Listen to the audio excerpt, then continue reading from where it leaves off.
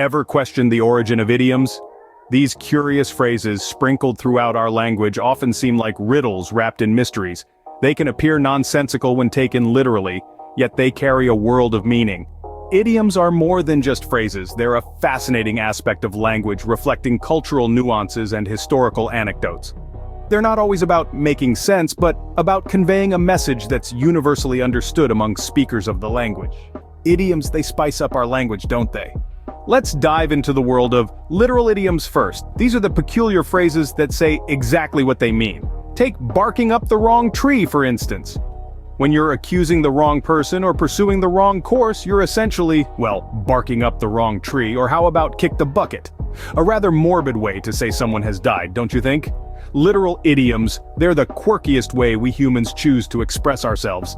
Literal idioms, strange yet fascinating, aren't they? Now, what about figurative and non-literal idioms? These delightful phrases, steeped in culture and history, do not mean exactly what they say. They carry a different, often metaphorical meaning, adding color and depth to our language. Let's take break a leg.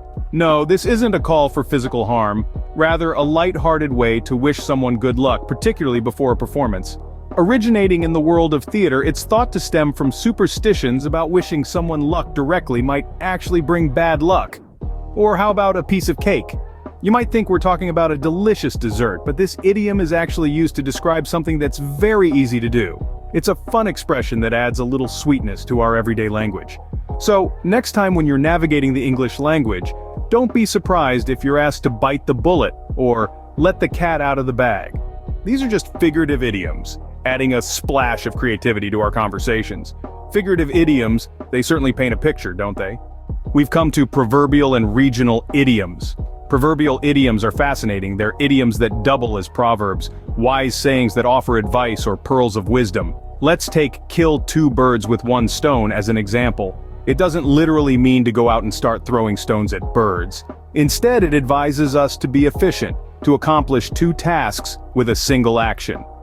Now let's dive into regional idioms. These are specific to certain geographical areas, reflecting the culture and history of those regions. Take, for example, fair to middling. This phrase is a regional idiom from the southern United States. When someone says they're fair to middling, they mean they're doing okay, not great, but not bad either.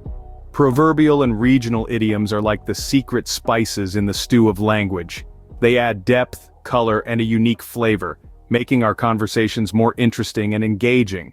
Proverbial and regional idioms, they surely add a unique flavor to our language, don't they? Let's refresh what we've learned so far. We've journeyed through the fascinating world of idioms, starting with literal idioms, those phrases that mean exactly what they say.